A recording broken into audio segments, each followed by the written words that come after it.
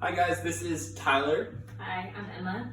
And this is our attempt at sort of doing something like a podcast, a little bit more conversation style about just different topics that we are interested in or that we feel like sharing with you guys.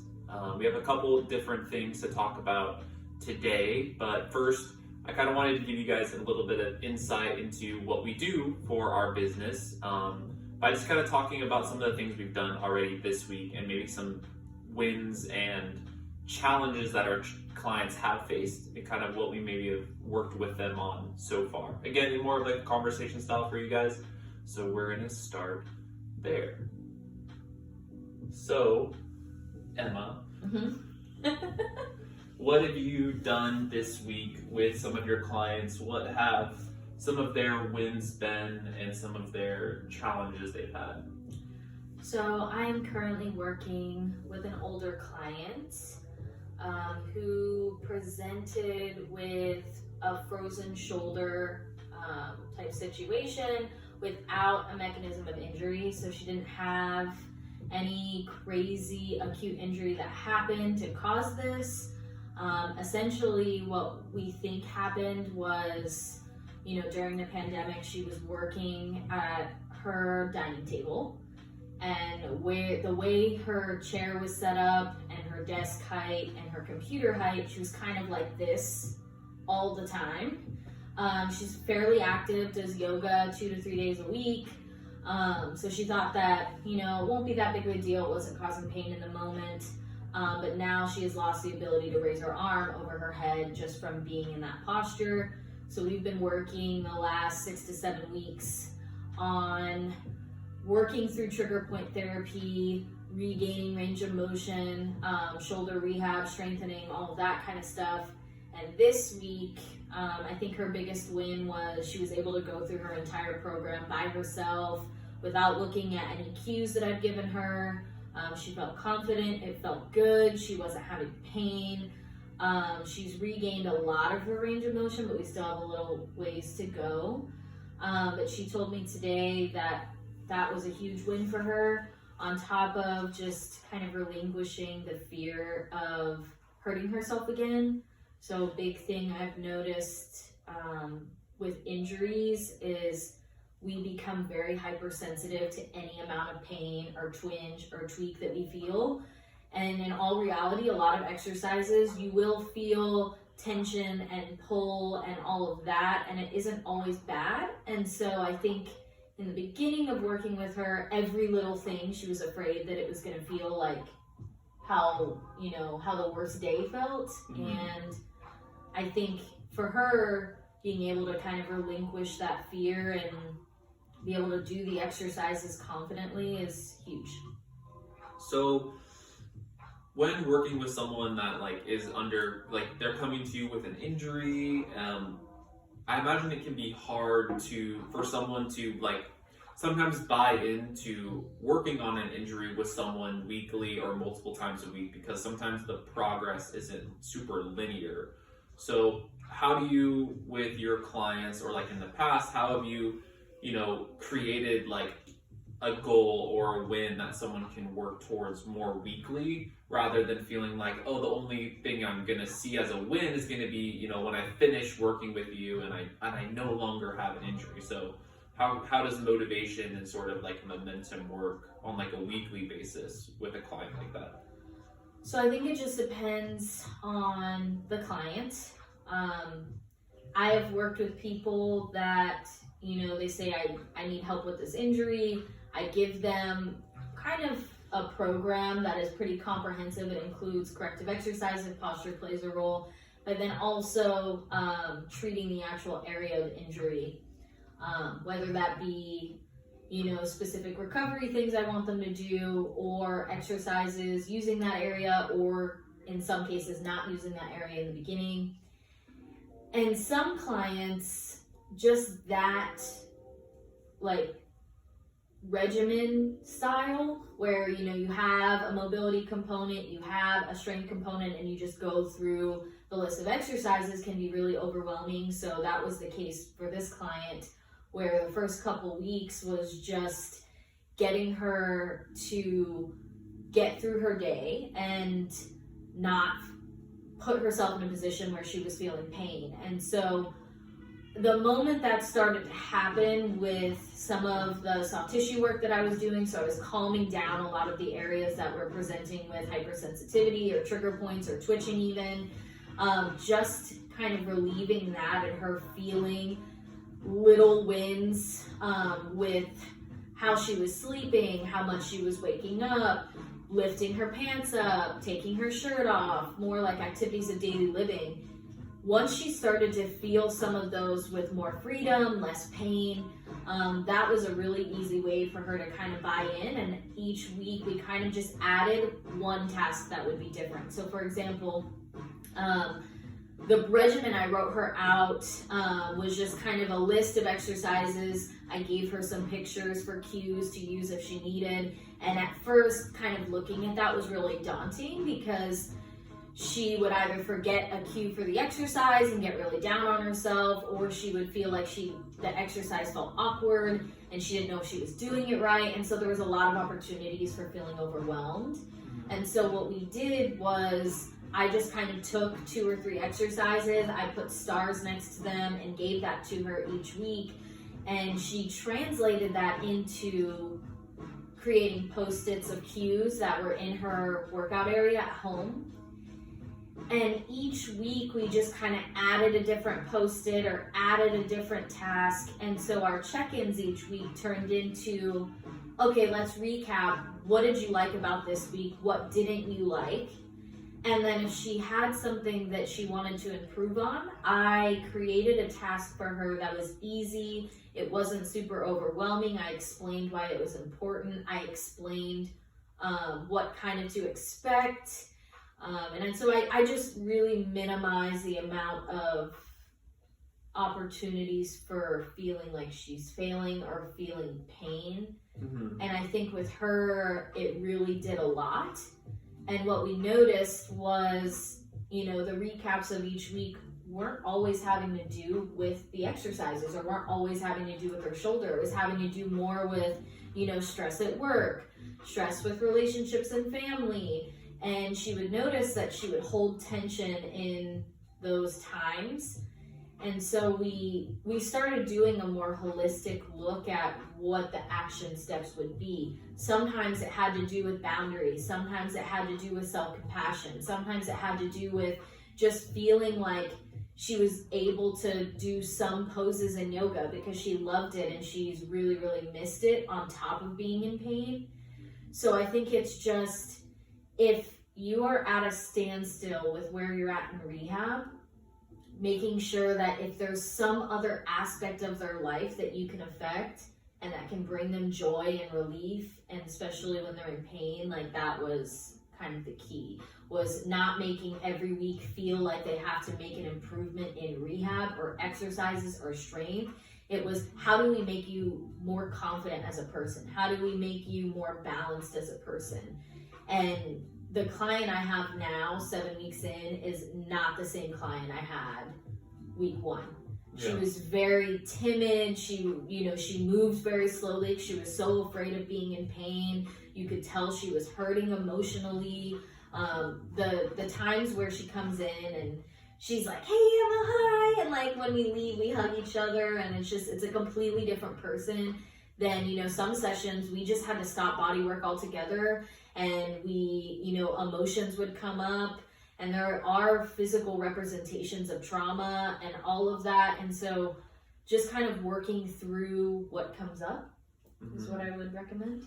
Yeah, there's a couple things I want to mention about that. So like a lot of what you said was, talking about wins weekly, and sometimes it wasn't always about, the original problem of the injury. And a lot of it was explaining, this is what we're looking at and this is what we're trying to accomplish, and highlighting, these small wins that may be outside of like, oh, I have full function of my shoulder, but I can move it a little bit better now. I did this thing on Tuesday that I've never done before.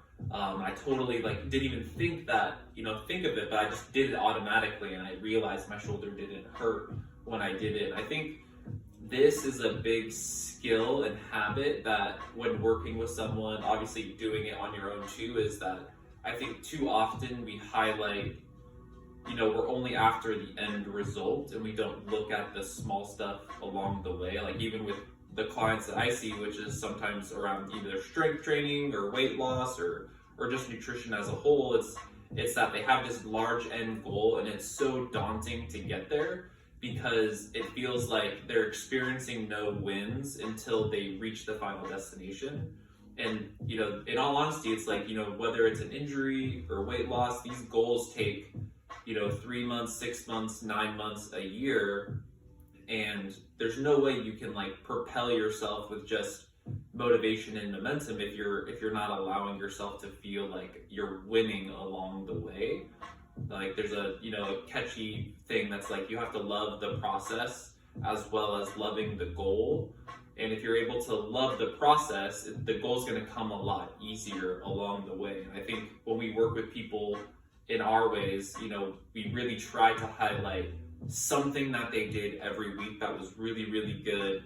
Get them to think about it because again, most people don't think about the wins. They come to us or they come to, their family member or friend and they want to complain. They want to talk about what was bad that week. They want to talk about their normal stuff that they experience and not highlight the, wow, like I did this one or two things that was new for me, different for me. And that can help build that momentum to be like, well, next week I'm going to do one or two small things and then another one or two small things. And then you're starting to like and enjoy the experience of this end goal. And it makes the process there a lot easier and a lot, again, like more enjoyable to get there in the long run. I think that's one of the biggest things that I think someone gets when they work with a coach or, again, they're just surrounded by good people is that skill and habit of being taught like, hey, I need to acknowledge the stuff that I do, even if it's not, this big end goal. That was one thing I wanted to say. The other was kind of, again, when working with someone, a coach, or you're working with a friend even, or you're doing like, some sort of challenge with a group of friends, is I think getting towards a new goal or working towards a goal is heavily influenced by the connections that you have around you. Kind of like what Emma was saying with her client is like, when the client came to her versus now 7 weeks later, it's not just her shoulder feels better, but she's less timid, she's, maybe less shy, she's more open to like, coming in, greeting Emma, giving her a hug. And I would say that's a huge part of it too, is, you are who you surround yourself with. And if you surround yourself with people that are not positive, that aren't rooting for you, that aren't cheering you along the way, it can be, a weight holding you back a little bit. And that's more so what someone, again, gets from like a coach or a mentor is like, you're just including someone into your life that's trying to push you to what you want to achieve and what you want to be better at. And I think that's, again, a really, really undervalued side of like a key component to being successful. Yeah, because yes, she was having pain that was waking her up at night, and so it was affecting all these different areas of her life.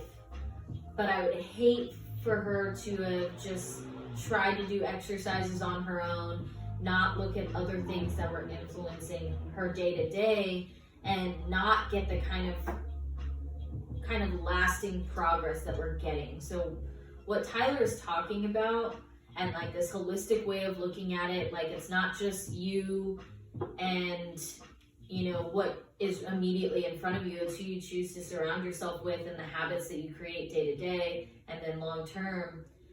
That this long lasting change is what we're after. So I want them to, learn stuff along the way in regards to exercises and strength. And I obviously want them to get that, but I want them to learn just good habits and like good emotion handling, I guess is how I would word it.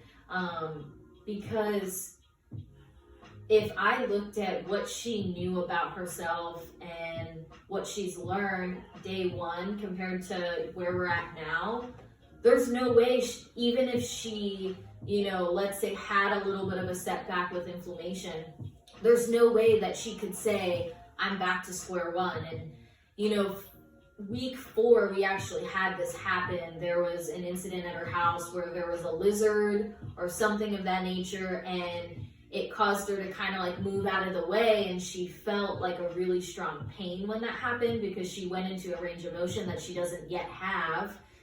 And she came in and she was really upset, like, I'm afraid I'm back to square one. I'm afraid that I've ruined all this progress that we made.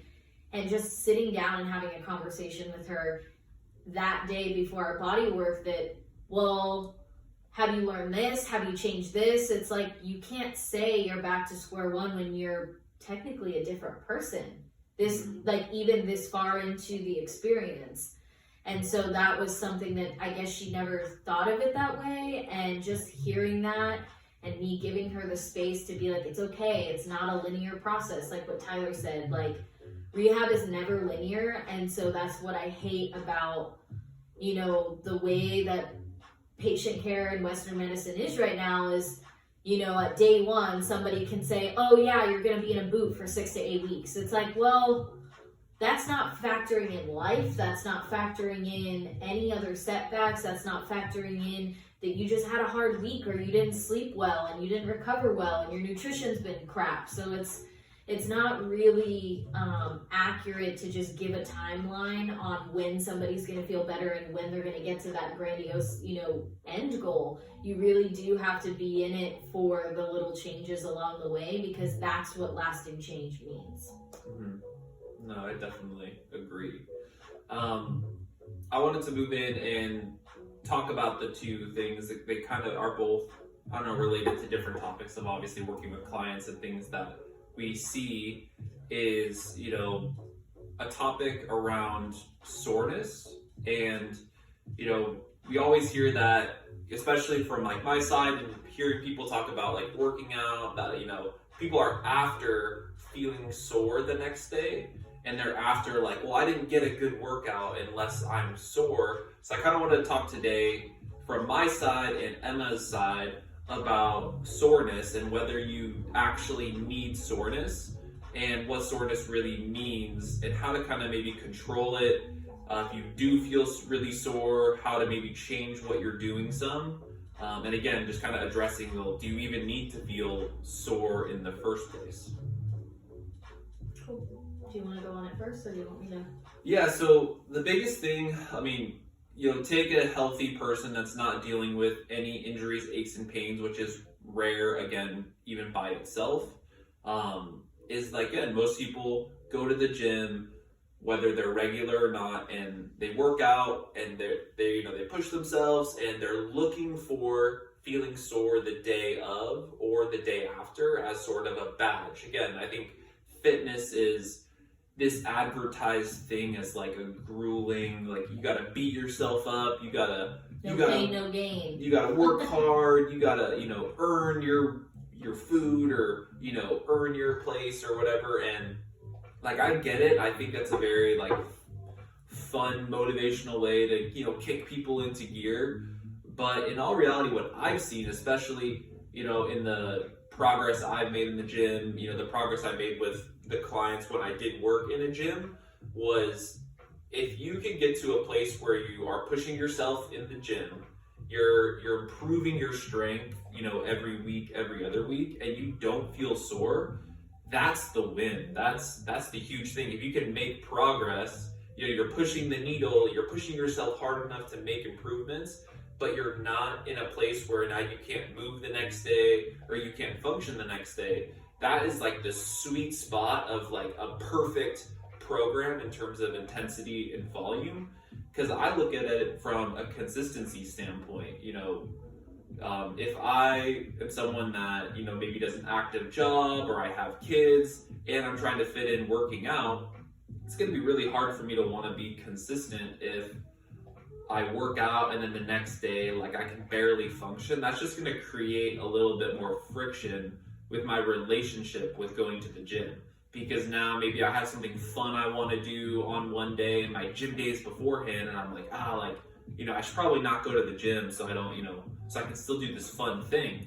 You know, working out is supposed to be this this thing that makes you feel better afterwards and the day after, and then continually make you feel better for, you know, months and years as you continually improve. So at least with what I see from my side is, you know, insert perfectly healthy person, they're working out to, you know, build muscle, build strength, you know, just feel stronger. If you can work out and you see improvements and you're not feeling sore, that really, really is the goal. And there's plenty of research out there that suggests that soreness isn't the only factor for whether or not you're making improvements in the gym. I mean, I am very guilty of this, at least earlier in my life. I mean, even recently have not, before I got back from California this summer, I really was not exercising regularly. I wasn't going to the gym. I wasn't working out. I know I should, but what I was doing was exactly what he was saying, is I was pushing myself to this level that I used to be at, or that I wanted to be at, or whatever that I saw on Instagram or social media platforms. And it just wasn't right for me. I'd be way too sore. I couldn't move. And so working as an athletic trainer, where I'm working 60, 70, 80 hours a week sometimes, I chose, okay, I want to be able to work. I want to be able to do this job that I have and not be so run down because I wanted to work out. And that's definitely a very toxic way of looking at it. I was not in a healthy place with my balance when it came to work and then exercise and other healthy habits. And so Tyler started working with me. We started going to the gym 2 to 3 days a week, mostly 3 days, since we've been back. And I was kind of experiencing what he just explained. I would be pushing myself. Like, I could not do a heavier weight without compensating. Like, I'm an athletic trainer. I know what compensating is. I know what I should be looking for. And I was doing the exercise right, but it was hard. But then the next day he would be like, oh, I'm a little sore. I'd be like, I'm not sore at all. What the heck? And I was seeing it as a negative thing, and it was happening over and over and over. And he had to kind of drill it in my head that, you know, this is how it should be. Like, that means that you're doing the right way. That means you're doing the right thing, that I was still progressing. Each time I went to the gym, I was adding 5, 10, sometimes 15 pounds. And, you know, up until this last workout, which I did PR with my deadlift, which I've never, before working with him, had never deadlifted anything more than maybe like 230s in my hands if it was dumbbells, and then not even using an Olympic bar. I was just afraid to use the Olympic bar. I did 115 for 4 reps on the 4th set, kind of progressing from 95 up that day, and I wasn't able to complete the exercise after that. I mean, I had 2 more sets left technically, and I was like, I tried it, took off some weight, still couldn't do it. And I felt a little bit of soreness, but it wasn't anything bad. I was able to, you know, do some foam rolling, do some trigger point therapy on myself, and it hasn't bothered me since.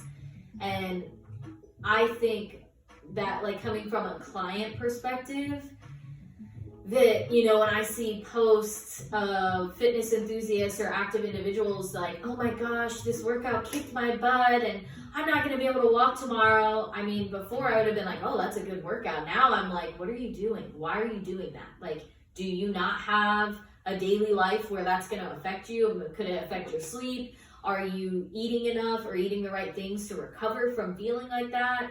Like, it's just, I have a completely different way of looking at it because of what he has taught me through this process. And from the view or the perspective of an athletic trainer or a massage therapist, I will talk about massage therapy first because this grinds my gears more than anything, is when I work with a new client and they try to tell me what it is they need. That is what it is. It happens sometimes, and I kind of just want to hear what they like. I want to be able to give the client what they want, but I also want to give them what they need in the way that they need it. And so when a client tells me, oh, I want you to really dig your elbow in there, I want deep pressure, like, I want it to hurt tomorrow, like, I don't want to be able to walk for 2 days. And I'm like, where have you gone? Like, I'm so sorry that somebody did that to you. Like, I rarely have a client on my table where I'm doing very deep pressure, because more often than not, somebody who isn't doing regular trigger point therapy or dealing with those things, the moment I try to do any kind of deep tissue technique, which is more a tool rather than pressure, I can see them tensing up. Their breathing changes. The muscle that I'm trying to work on activates. Like, I'm not trying to beat those muscles. Like, I'm really trying to help relax you. And so I really ease into some deeper techniques. But for the most part, my pressure for most people starting out and what they can handle is light to medium. Mm-hmm. And I mean, it's just crazy to me that there are clinicians out there who think that, oh, I must go hard, I must go deep, I must go rough. It's like, well, some clients could very well handle that. And I tell you right now, they're probably desensitized. They probably don't have a hypersensitive nervous system. They're probably sleeping well. They're probably eating the right things. They're probably just taking care of their body in such a way that, yes, they've progressed to needing a little bit more pressure or needing deep tissue techniques. But for the most part, I don't want somebody leaving here limping. I don't want somebody leaving here in pain. I hate getting texts the next day like, oh my God, I'm so sore. Like, that has to do with dosage. And I feel that, if you can prescribe a dose that keeps somebody feeling good and the progress might be a little slower, but it's long lasting, meaning that, I don't work on them, beat them up, they come back and they're in the exact same spot as before, that just sounds pointless to me. To me, I'd be like, okay, let's do a little bit of progress here, make sure that this session is doable. Sometimes you might even fall asleep, that you're relaxed, that you feel good. And then you might have a little tightness coming in. I didn't fix all your problems. I didn't attack every single trigger point, because again, with dosage, that doesn't make sense. That now you come in, you're like, I felt a little tension here, but this tension felt a lot better. I haven't had a lot of pain in my bicep. Talking about the legs, like, oh, I had a little tension in my glute. I did a little bit of the recovery stuff you told me, and now I feel good. It's a little tight, but there's no pain. Those are the type of results that I want. And so I've worked with clients who want the quick fix, or I want to feel no pain, or I want to feel amazing the moment I leave here. It's like, if you are going about it the wrong way and you're doing a way high dose for the person, you're never going to get there. You're just going to probably go backwards or stay in the same spot, and it's going to hurt. So that just doesn't make any sense to me. And in regards to like an athletic training perspective, with an injury, inherently there's already inflammatory response, or a level of the inflammatory response that's causing pain that your body's not able to treat by itself without doing, some sort of recovery technique. And that's fine. It's okay to feel a little bit of pain, but there's a difference between pain that means, okay, you're injuring yourself, or hurting or a little sore. And so that is kind of the sweet spot when I'm doing rehab, where you want to be. You're not going to feel amazing until you start to really progress through your rehab program and get to a strength component, get to a place where you're moving freely and without pain. And so early on, you may still have little aches and pains and twinges when you're doing exercises. And as long as you're working with a professional who explains, this kind of feeling's okay, this kind of feeling's not okay. And to be proactive about your recovery treatments, because if you are thinking that, oh, I'm just going to throw ice on it one time for 15 minutes, if you think that's going to do anything for you, it's not.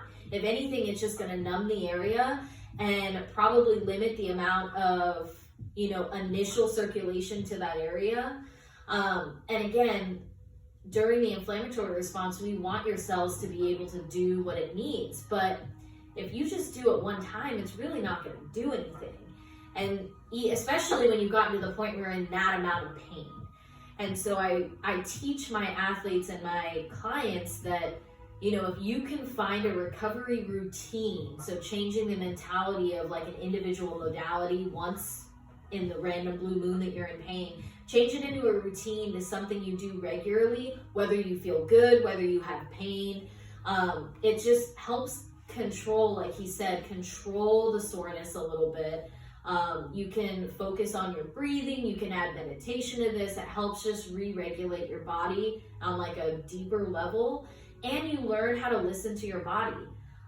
Too many clients, avoid doing recovery treatments. They get too sore and then they come in the next day.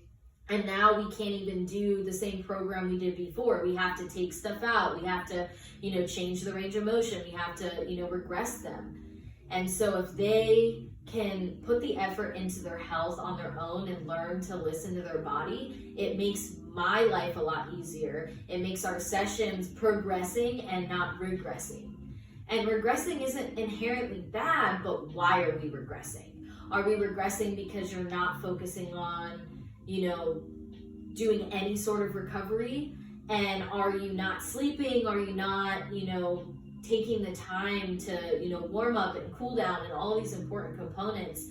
Or is there something going on with the injury and that's my job to, do a mobilization or do a soft tissue technique, or a trigger point has arisen and I have to do that? So, I'm fine with those kinds of things because I know different techniques, I know different ideas of how to get you out of pain if that's the reason. So that's, I think, two different perspectives, but all agreeing about the same thing. Like, there's soreness, that's okay, but then there's times where you shouldn't really feel sore. And if you're feeling sore, you're either doing too much, doing the wrong things, not doing the right things in regards to the exercises or the reps or the sets or including a recovery routine, or you're just not knowledgeable of what's pain, what kind of pain is okay, what kind of pain is not. And what I said about my client was, you have this hypervigilance of any amount of pain.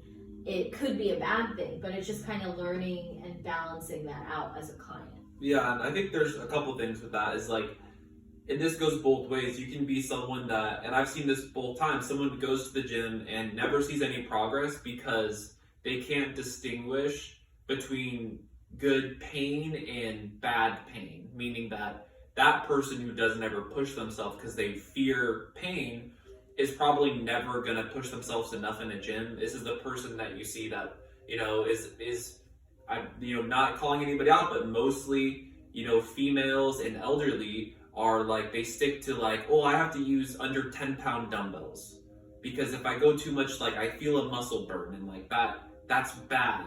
And like, we can't avoid pain, and that's why it's like another skill that what I taught people in the gym was getting them to understand what was good pain and bad pain. It's like, you have a sharp feeling? Is it a burn feeling in like the middle muscle belly of that area? And getting to be like, okay, let's tell ourselves now that that's not pain, and that is, my muscle being fatigued. Is my muscle working? And a lot of people who haven't worked out regularly, won't be able to distinguish that. It's just going to be like, ow, this hurts. And, being able to know what's pain and what's not is really beneficial. And it can affect you either way. You can avoid it and never make progress. Or on the other end, you're, this is like the hardcore lifter, people who do like the HIIT training, who buy into the working out is tough. Well, they accept everything as pain and they accept it all as good. And now for them, when they're squatting or doing the lift, they're like, this hurts, but I'm working out, so it's normal. But what they're feeling in that instance is, a joint pain or something telling them like, hey, your form's wrong, or you're doing too much, or you're going too fast. So, you can be on either end of the spectrum, and you have to work inwards. You have to accept that there's some pain and know how to distinguish that, and then come into a place where you're actually able to make progress and challenge yourself, and then also come from that other side where, all working out's pain, but I need to reel it back a little bit so that I can, listen to my body, still push myself. And if you find that sweet spot in the middle, that's going to be where you have efficient workouts, where you feel good after working out. You're minimizing the chance that you're going to get injured. And again, you're just creating a better quality of life because you're able to work out. It's able to not affect you the next day. You feel progress.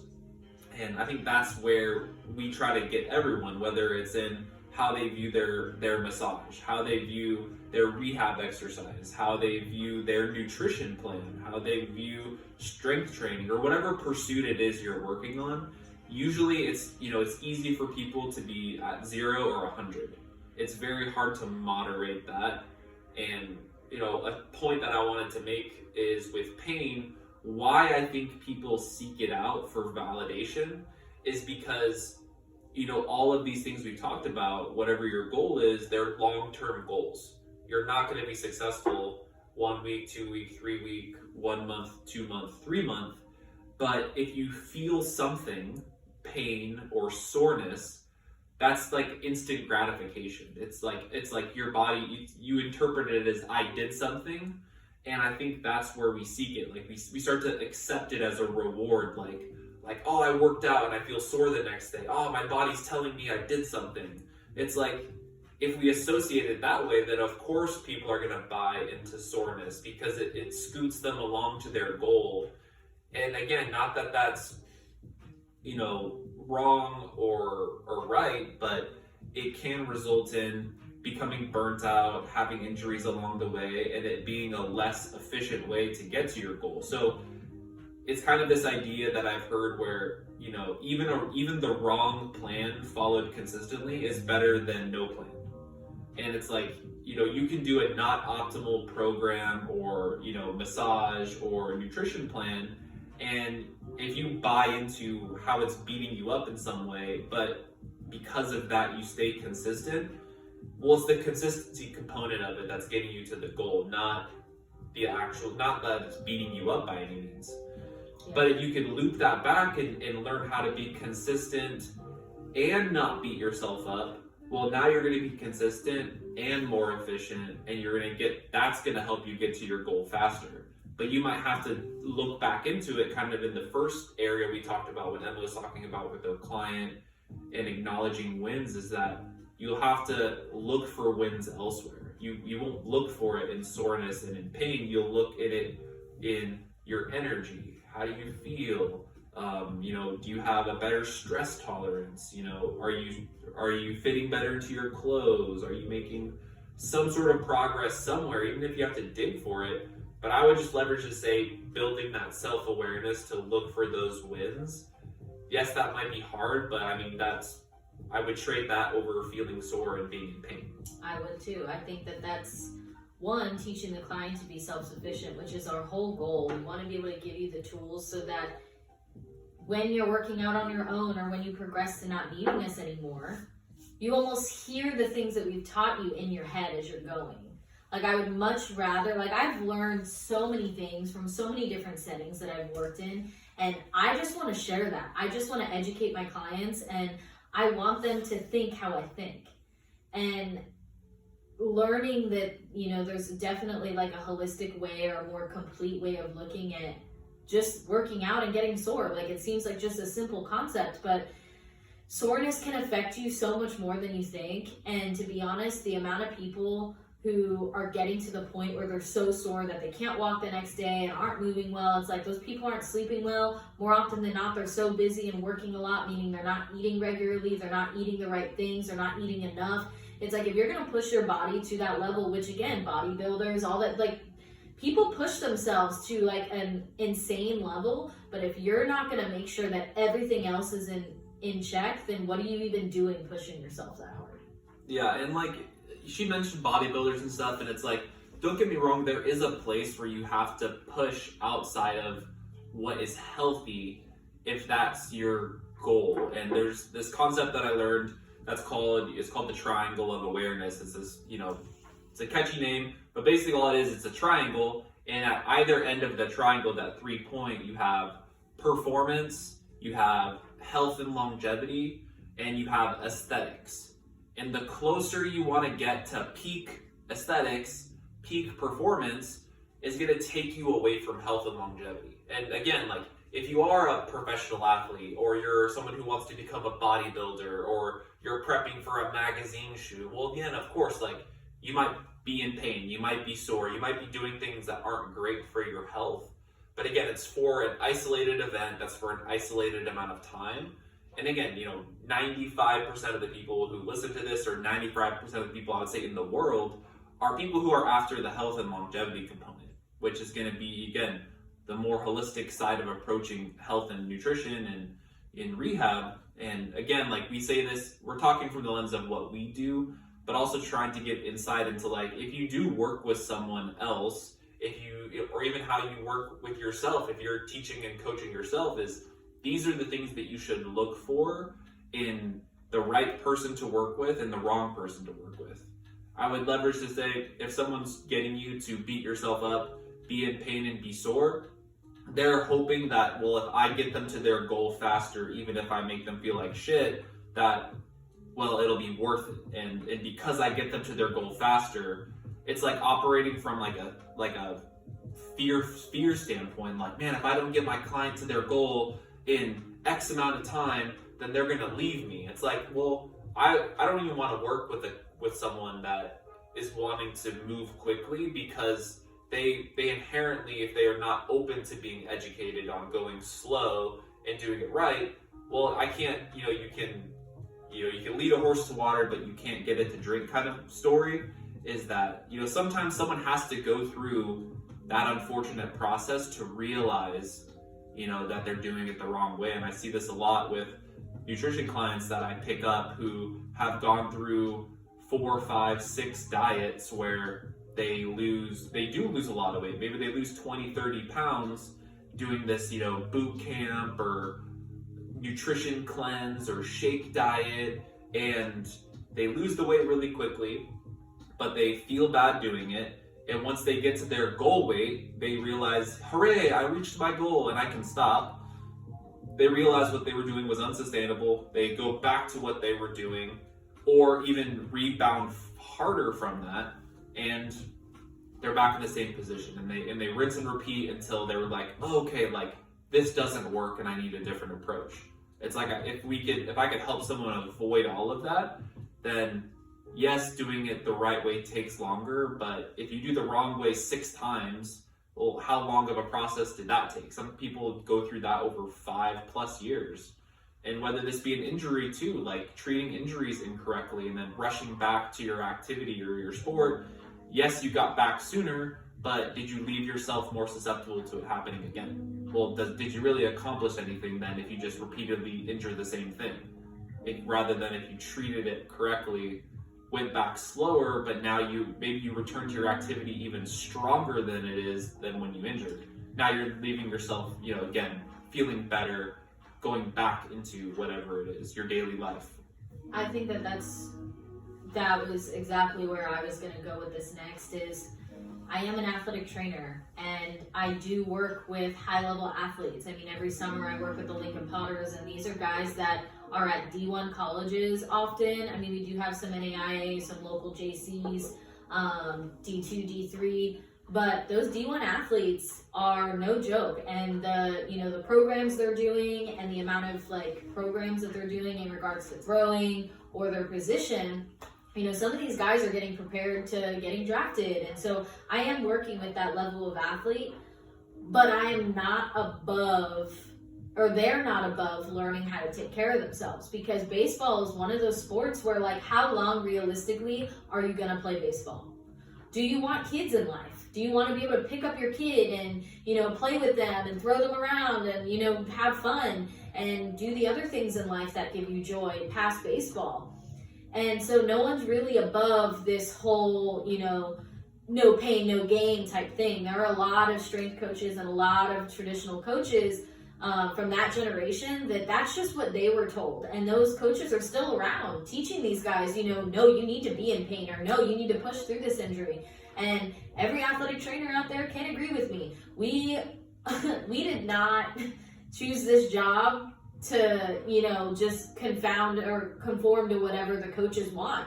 I mean, there's a lot of times where I'm the bad guy and I have to, advocate for the student athlete's health and, teaching them how they can take care of themselves. Yes, you can push yourself. Yes, you can do what they're telling you to, but it is on the athlete if they don't learn how to take care of their bodies after they push themselves to that level. Granted, a lot of times nutritionists and dietitians are involved at the D1 level or professional level. And so they really are checking all the boxes and doing everything they need to do. Otherwise, they wouldn't perform the way they need to. They wouldn't be on the field. They won't be seen, and they won't be drafted. So if an athlete really cares about their health, they are doing all of these things. But the component that, this doesn't really help is, when somebody of power, like, people are saying and teaching them, like, hey, you need to push through this. And if you don't push through this, you're soft. Like, I hate that. I deal with that in almost every setting that I work with. Even young kids. Like, why are we pushing kids to do that? Why are kids pushing through ankle injuries? Why? I don't know. Because that is the foundation to, every type of movement that's weight bearing. So then why are we teaching them to, cause all this dysfunction, lose range of motion? Now they're not doing exercises the way that they're supposed to. They can complete the movement, but your body will always find a way to do it. It's just our body never really chooses the right way unless you train the right things. And so, it's this, like, I don't really care what level you are watching this. It is still important to know good pains versus bad pains. Are you injured? Are you hurt? What are things you can do in between training bouts where, you can take care of your body, make sure you're recovering well so that you can continue performing at that level that you want to perform at. So that could be youth sports, that could be high school, that could be college, that could even be, professional sports. So I think bodybuilding and all of that is a little bit of its own world, especially with CrossFit and all of that and how all that is taught. Again, those aren't really the people that we're trying to work with. But we both have worked with high-level athletes before, and this is not above them either. It's always better to kind of think long-term, big picture.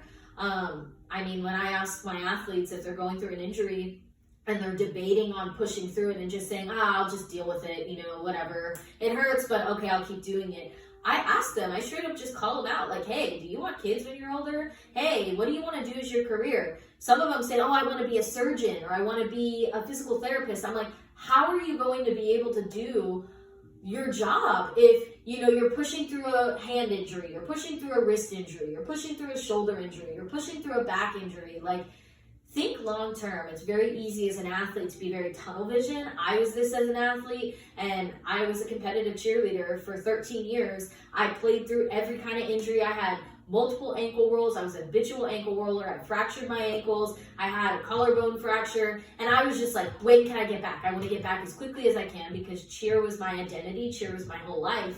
And now I'm like, Emma, why? Why did you do this? When it's cold, I feel it in my ankles. I feel certain pains that I have, and so when I'm talking to my athletes and I'm advocating for them to go slow or listen to their body or do what I'm telling you to do, it is coming from experience. It's not coming from just blind knowledge of, this is what I'm told to tell you and this is what knowledge says. No, this is actual real experience.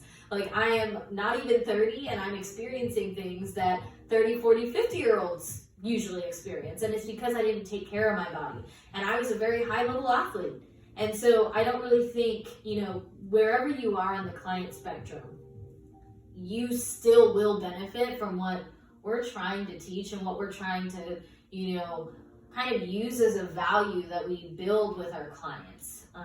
Connection and education, that is something that makes us different. It makes us unique because we want to work with people that want to look at all these areas. It's still new what people want to change. Like, everybody wants to look good. Everybody wants now to kind of eat things. They're being more health conscious with different kinds of diets and different kinds of, things they want to incorporate or take out of their diet. Hydration. These are all things that individually, I think now people are becoming more educated on. But what people don't want to know is what you see in the mirror, how you see yourself in the mirror, boundaries you have, discipline you have with like workouts and friends and movement and all these different things. It's like, if you want to improve in all of those areas, then this business and what we're trying to do is for you.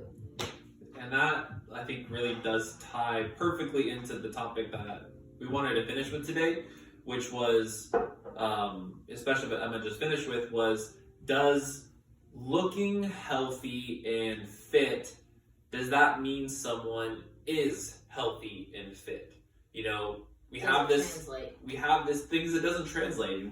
All the things that we just talked about, again, you could look at someone and they look like a ripped, chiseled, athlete, whether you're a guy and you're looking at basketball players or football players, or you're a girl and you're looking at Instagram Instagram models, pretty girls at the gym, or gym, Yeah. or people who go to the gym, or volleyball players, or other female athletes in other sports, and you're like, wow, like, you know, they look so healthy. And yes, some of them probably are, but I would leverage to say a lot of them aren't, because that triangle that I said where they're pursuing aesthetics or pursuing performance that's taking them away from health and longevity. You know, is looking super chiseled and ripped, is that worth, you know, extreme joint pain, not being able to do daily life functions, you know, having terrible relationship with food? And that it's not, because we're here to look good, but we're also here to live a like rewarding and long life. And yes, you can absolutely find the balance, but finding that balance is a longer approach, and it's also not sexy. It's not something that can easily be sold, like, hey, take the slow long road and you'll look kind of good. Well, no, what sells is, you know, 6-minute abs with the super jacked guy, or a TikTok or Instagram model who said, like, I did my glute bands every day and I look like this, and I eat this much food every day and I look like this. It's like, well, probably not. They probably did a really restrictive form of diet and exercise to look a certain way, to then shoot content for 2 to 3 days to have content for the whole year. Because, you know, it's becoming more common now where you'll see people try to be transparent, where you'll see the reels of someone that's like, don't trust Instagram photos, this is what I look like when I'm not in the gym. And it's really great that people are starting to do that. But again, it's like, people are doing that almost now because it's a trendy thing to do for your followers. And then they go back to teaching and doing the same things, of not teaching people how to do the slow approach, how to be healthy and look good, or how to be healthy and perform well. And, you know, it's this frustrating thing that I see with a lot of my female clients, is that, you know, my wife or other people, where it's a part of them does just want to lose the weight now. Like, I will do anything to lose the weight. I just want to get to the weight that I envisioned on the scale, so I can be that way, and then I'll deal with the consequences. And what I do is I sit them down and I'm like, all right, well, if you want to do this, this is what it's going to look like. We're going to eat this much, we're going to work out this much, and this is what's going to happen. Your energy is going to go down, you're going to get poor sleep, you're not going to be able to manage your stress, you'll have more joint aches, you'll have all these hunger and cravings, and you'll have to fight that for, you know, 6 to 12 weeks. And, you know, when you start to plan it out and you talk about it, it's like, well, what's the point in that? You know, you're going to do that, get to a weight, which again is a whole other topic of the weight on the scale is not indicative of how healthy you are, you know, especially when it's hard to look at when you're someone who's overweight and trying to lose 20 pounds because you were at that weight when you looked good in high school. It's like, well, you're not you in high school anymore. You're a completely different person with completely different needs now in life.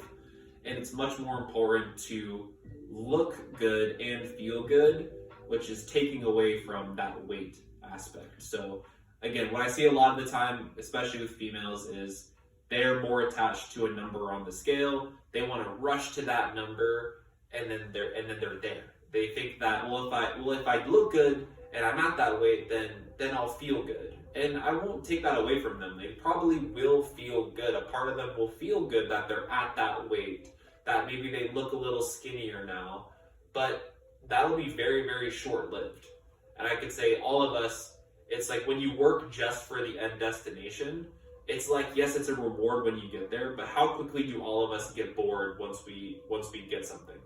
You know, you get a new raise at work. That's fun for 2 months, and then you're like, dang, I wish I could get another raise. Or, you know, whatever it is. You get to that goal, and then you look at, well, what's my life like now? Well, okay, I'm at this weight now, but now my life is, I'm stuck eating barely any food. I can't enjoy food. If I do, I immediately blow up. I'm now stuck into exercising 5 to 7 days a week. And I have a really poor relationship with food. I don't sleep good. Maybe my hormones are off. And now you have to deal with all that. And what does dealing with that look like once you're there? well, you're going to have to gain some weight back to get to a healthier point of view, because you'll have to put on some muscle, which is going to accompany some body fat. And that'll be really hard to do from that place of feeling low energy, high stress, feeling like garbage, and it's going to take longer. And I just really don't want, a lot of people go that route or just end back up where they were. So I try to get people and teach them that, hey, work on feeling good first, being strong, having muscle, and then do a slow approach.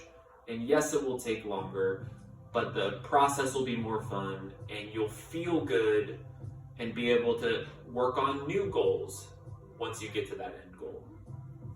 No, Do you have anything to add to that? Yeah, I'm very guilty of that. It just happened at our last workout session. There was this girl, and first off, I'm not standing, but I'm only like 5'1", so I'm really short, and so my body type is a certain thing. I have a very short torso, I have very long legs, and I'm a little bit wider this way, not really this way, because I've been taking care of myself a little bit better. But so I try to put in my head like, oh, I could look like this girl that's 5'10" and perfect, and a big butt and small waist, and I'm just like, it is possible for me to achieve results that would look good on me. But even then, my attitude completely changed when we were at the gym and I was watching her. Granted, I don't know her story. I don't know what she eats, if she eats. I don't know if she drinks. I don't know if she does drugs. I don't know if she loves herself. I don't know anything about this girl. But for some reason, I felt down on myself because I don't look like that. And there's been times where we go to the gym and I'm like, ooh, you look good today. Feeling myself a little bit. And then the moment I see that, I'm like, well, then what the heck? I start getting down on myself. And this is the same session where I PR'd at 115 for a deadlift. And I was like, it doesn't matter because I don't look like that. I don't look like how I want to. And it's a trap. No one I will not tell you that this feeling is not valid, because I even have that feeling and I have that insecurity. But why do I have that insecurity? Why do I have that feeling? What is it that I want to get that skinny for? I would much rather have energy. I would much rather, as a foodie, eat what I want to eat. And I don't eat a lot of processed foods. I don't eat a lot of fried foods. I love fruit. I love vegetables. I love meat. I love making sure I have protein. I eat what I'm supposed to, but I want to be able to go to Hot Dottie and get a burger, or I want to be able to go to an Asian restaurant, which we did this the other day, and I was bummed because I couldn't get egg rolls, and I was bummed I couldn't get a miso soup, and we just got meat and chicken option because we were, or meat and rice option because we were kind of short on time. But I want to be able to have the freedom to go on a vacation and not be counting calories. I want to be able to go on a vacation and enjoy myself. Food, anyone who knows me, food is it. That is number one in my life. I'm sorry, but it's true. I don't want to give that up. And there's been conversations I've had with Tyler where he's like, okay, I hear you. You want to look like that? Well, then this is what you're going to have to eat. And I'm like, okay, never mind. And then I put my feet back on the ground and I'm like, oh wait, that's not what I want. What I want is to feel good in my body and feel good with what I look like. And what I'm doing now and all the things that I've changed and the habits I'm trying to develop is accomplishing that. I just need to tell myself that because it's the truth. If I keep up these habits, I'm going to look this way for years. Whereas, like he said, if you want to be able to go down that route and lose a lot of weight really quickly, you're going to look like that maybe at the end. But then all the habits that you hated doing and you hated being so restrictive in a diet and you hated going to work out all the time, you're not going to do any of that, and all the weight's going to come back. It's going to come back even more because then you're going to allow yourself these comforts and you're going to be like, what was I doing? Literally, you're going to be like, what was I doing? And so finding a way to create lifestyle habits that you are okay with, but that are also healthy. It's not always going to be without a little bit of sacrifice. It's not always going to be without a little bit of trouble, keeping your head straight, keeping your habits in check and your discipline up. That's going to be hard. We're not saying it's going to be easy, but But doing that and getting easier and easier and easier sounds way better than doing something that's way too hard, way too restrictive, doesn't make you happy, to then get to your result and then go all the way back. Like, one, that's doing that back and forth is going to screw up your metabolism. You're going to have a harder time getting back to that weight, even doing the right things. You're going to have to take a couple months where you're just repairing all the damage that you just did. That it's like, why don't I just do it a little slower, keep my feelings and all of that in check as I'm going? I mean, that's why I'm working with him. It's not because I don't know what to do. And it's not because I'm not knowledgeable of, what I need to do in the gym. It has to do with when I'm feeling that way, or, when I'm having those like questions that I have, or like those feelings, I can share it to somebody, and somebody with knowledge on health coaching and life coaching and habit development coaching can help me find kind of the root of why I'm feeling that way and how to change it into something different. And so that component has really helped me stick with this goal. And I've been able to stick with goals for like a short period of time. Like I have this little motto for myself, like I can do anything for 6 weeks. I can do anything for 8 weeks. And so that's the habit I've always had, is like, let's do something really great for this long, but then it's never lasting. And now I know why. It's because it didn't align with what I want in life. I'm a huge foodie. I want to be able to do that.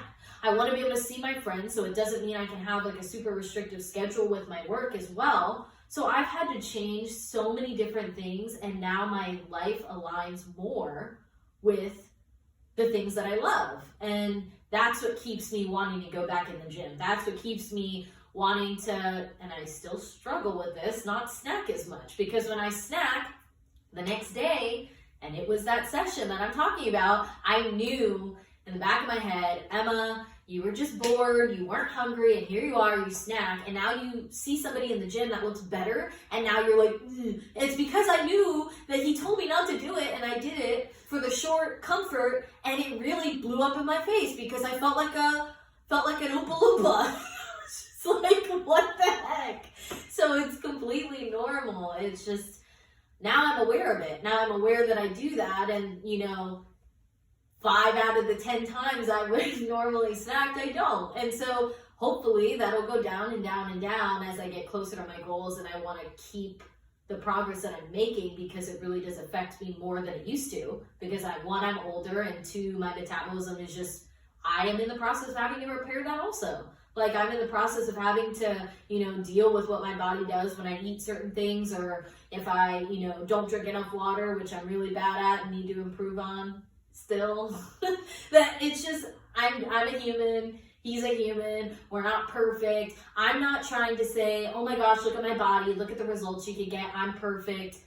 That is not what I'm about. I am struggling just as much as all of you guys, and we're just trying to, educate from 1, knowledge, and 2, like, personal experience. Like, I know Tyler has probably all the time, in regards to like an injury perspective, pushes himself too much with tricking, or doesn't warm up enough. And he knows all this. I mean, he lives with an athletic trainer, and I tell him this all the time. But yet there's sometimes where he's like, oh, I was just so excited, and I had to do another rep, and I had to do this, that, and the other thing. And then, he's sitting there in pain later, and I'm like, well, why did you do that? Why didn't you warm up? Why did you do another rep? Like, we have these conversations, and we keep each other in check.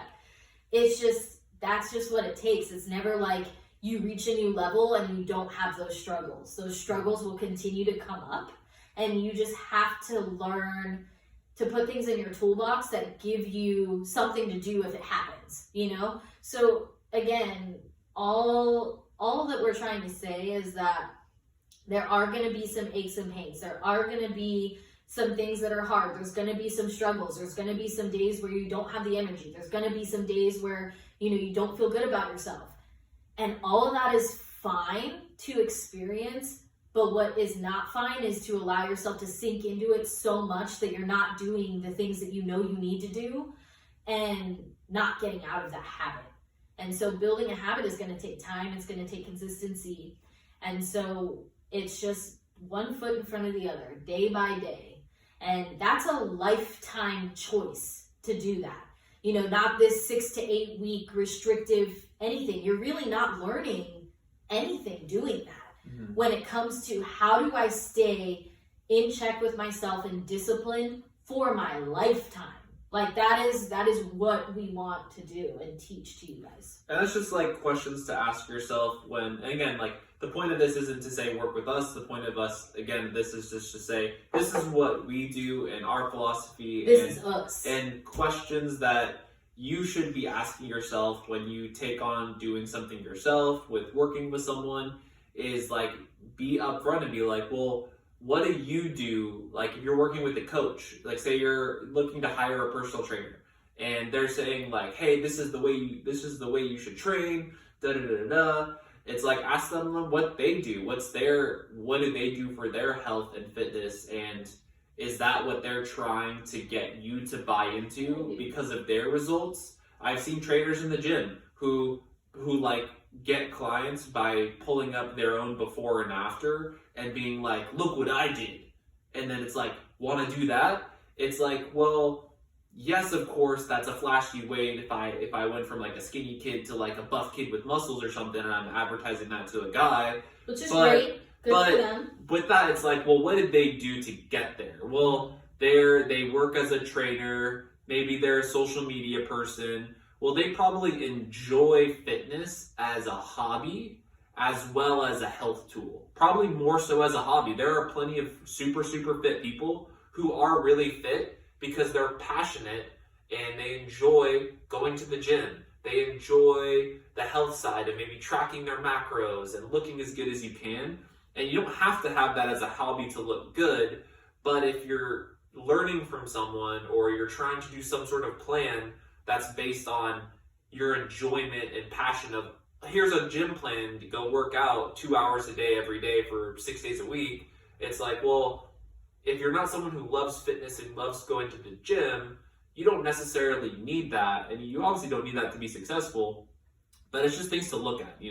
Definitely buy in to the type of person you want to be, not just the outcome. And as I mentioned earlier, it's like, once you get to your end goal, well, now you're there and now you have to look at your life. Do you want to keep maintaining what you did to get there? Or do you want to stop? Do you want to continue? The answer should be like, if you're at where you want to be, you should be able to maintain that and continue that for the rest of your life. If not, then the steps you did to get there were incorrect for you. Again, not incorrect to get to the goal. There's a million ways you can get to a goal. But is it the right way for you that you can maintain for the long run? That you'll buy into over time. Like that's choose someone or a group of people or a habit that aligns with what you truly want in life, and you will be my client that comes in here and leaves pretty much dancing off my table because we give each other energy, and what we choose to focus on and how we do things with the hub is exactly what she was looking for and is exactly how she wants to live her life. And so those are the clients that, we love to work with. And, if you are vibing with how we're explaining things and our views, like definitely reach out to both of us. We are on Facebook. We have a Facebook group where we post all sorts of guides and resources, do different live videos answering questions from group members. It's just, again, like a free community to answer questions that are going to be from this type of mindset and philosophy. And, it's a really great place to start if you're like wanting to take a couple steps, or you want what you're doing to be maybe evaluated a little bit, just to get some perspective on what it is you're doing or what it is that you want to accomplish, and then having at least a better frame of reference to then like take the next step. That's a really good place and resource for you guys. We're going to continue to do videos like this every week, and I'm sure it'll get dialed in a little bit better where maybe we're covering more topics, or we haven't decided exactly what we want it to be yet, and it's going to kind of become what it becomes as we do it more. But yeah, for now, that's I think all that we kind of wanted to cover today. If you do want to join that Facebook group, it is currently called Pain Relief and Fat Loss for Memphis Adults. We live here in Memphis, Tennessee. A lot of the services we do are physical and in person, so we tend to service and focus on the community here. But we do offer some different virtual solutions for, you know, athletes or, you know, athletic programs, or again, like, you know, rehab or strength and conditioning and nutrition virtually as well. So we can work with people and give advice and help people, you know, outside of this community as well.